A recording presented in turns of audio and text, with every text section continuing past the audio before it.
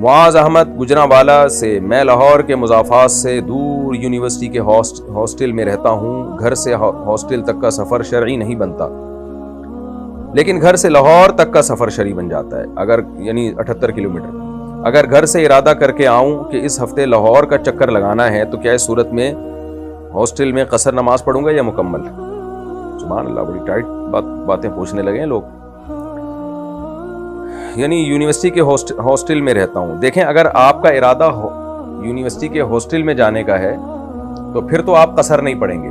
لیکن اگر آپ نے نیت پہلے سے لاہور کی ہوئی ہے کہ میں لاہور جاؤں گا، تو گھر سے نکلے لاہور کے ارادے سے، تو پھر آپ ہاسٹل میں جب جائیں گے تو آپ چونکہ شہر سے باہر نکل چکے ہیں تو آپ پھر قصر نماز پڑھیں گے. تو آپ کی نیت پر ہے کہ آپ کی نیت کیا ہے. رفیع اللہ بنو سے، مفتی صاحب میری منگنی کے 2 مہینے بعد مجھے آسیب کا مسئلہ ہو گیا. دل میں ہر وقت گھبراہٹ اور بے چینی رہتی تھی. میرے گھر والوں نے میری شادی کرا دی. شادی کے بعد بھی یہی کیفیت رہی. 2 سال بعد میں نے اپنی بیوی کو طلاق دے دی. میں ہر وقت اس کیفیت میں رہتا ہوں جیسے میرے اوپر نیند طاری ہے اور گھبراہٹ اور بے چینی رہتی ہے. تو کیا صورت میں اگر شادی نہ کروں تو مجھ پر کوئی گناہ ہوگا؟ اور اس کا کوئی حل بتا دیں. ڈاکٹروں اور مولویوں کو دکھا چکا ہوں، کوئی فائدہ نہیں ہوگا.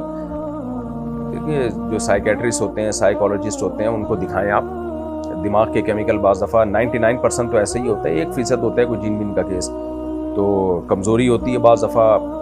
تو میں نے دیکھا ہے بہت سارے مریض جو جن چڑیل بھوت آیا کرتے تھے ان کے اوپر بہت مشاہدے ہیں اس کے. تو جب ڈاکٹر کے پاس گئے تو ٹھیک ہو گئے. انہوں نے میڈیسن دی، وہ دماغ کے کیمیکل آگے پیچھے ہوئے ہوئے تھے، 2-3 تاریں ماریں ہلی بھی تھی، انہوں نے اس کو سیٹ کر دیا.